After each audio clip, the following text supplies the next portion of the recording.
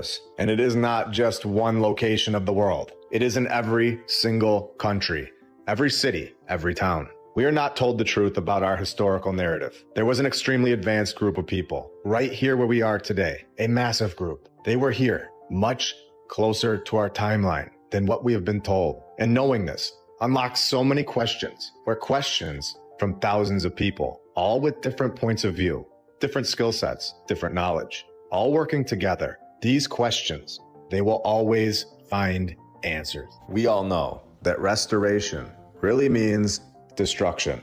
Welcome to Portland, Maine, where we are given the United States Custom House, a structure that we are told was completed in just 5 years. And of course, would have gone a lot faster if it wasn't for all the delays in obtaining the granite for the upper stories. It's incredible. Where the need for the new custom house. Wait, a new one?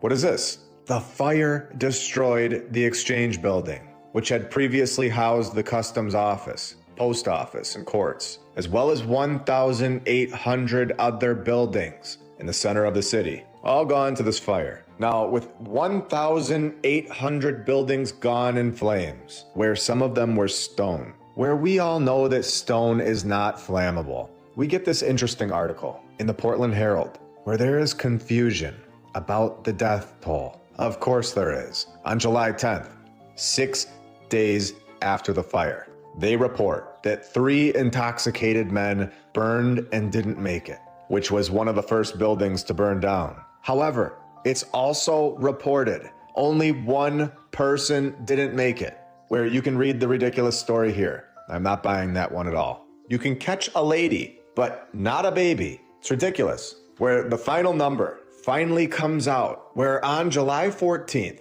the news reported there was no loss of life, where none of the reports were authenticated. We've seen this before, where these great fires can destroy cities, making them look like bombs went off on stone buildings all over the world, in nearly every single city. Yet everybody was just fine, and nobody had an issue getting away from this fire that exploded stone buildings. Not a single stone wall fell on anybody. Everybody just hopped on their horse and ran off into the sunset. So 1,800 buildings are gone, including the exchange building. That looks like a palace in itself. If this was one of the 1,800 buildings destroyed, could you even imagine what this city looked like? No power tools, riding around on horses and wagons. They were just all living in palaces, throwing another column in there just for fun. And every time I see this picture of the exchange building, it just looks like they put a new filter on it on Instagram to make it look like it's from back in the day. We are told that the exchange building was constructed between 1835 and 1839, 4 years. Remember, this is 56 years before they had a power tool. And this is where every single person should see that they are being told a massive lie. Knowing what we know about all of the historical patterns, get ready. Here we go.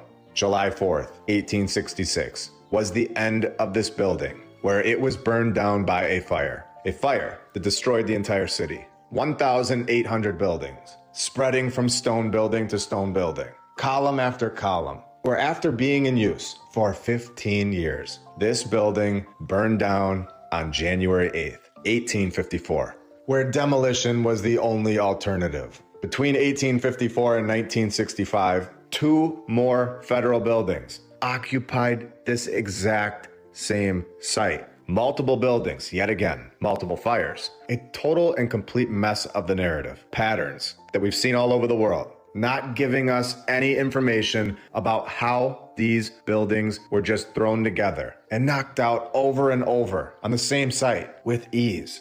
The ones that remain are incredible. Go inside one of them. They are not something that was just built by a few guys on their donkey. They were clearly built with perfection. So let's go deeper and investigate this man, this character that we were all given, Richard Bond, where he is pinned to the North Congressional Church from 1836, a church that is beating our churches today, just barely, with those nice vanilla skies. And the sky wipeout didn't work that well. As you can see, the tree is all messed up. So they just knocked this one down. They just didn't need that one anymore. 4 years later, he knocked out another church in Boston, where in 1912, they were just using it to repair people's shoes. They had so many buildings from the previous civilization, all just sitting around that they could just turn it into whatever they want, or just knock it down, just like they did with this one as well. So Richard Bond is just knocking out castle churches and Greek revival public buildings. He was born in 1798. He was son of a farmer. Remember that. He just establishes himself as a carpenter. And then next thing you know,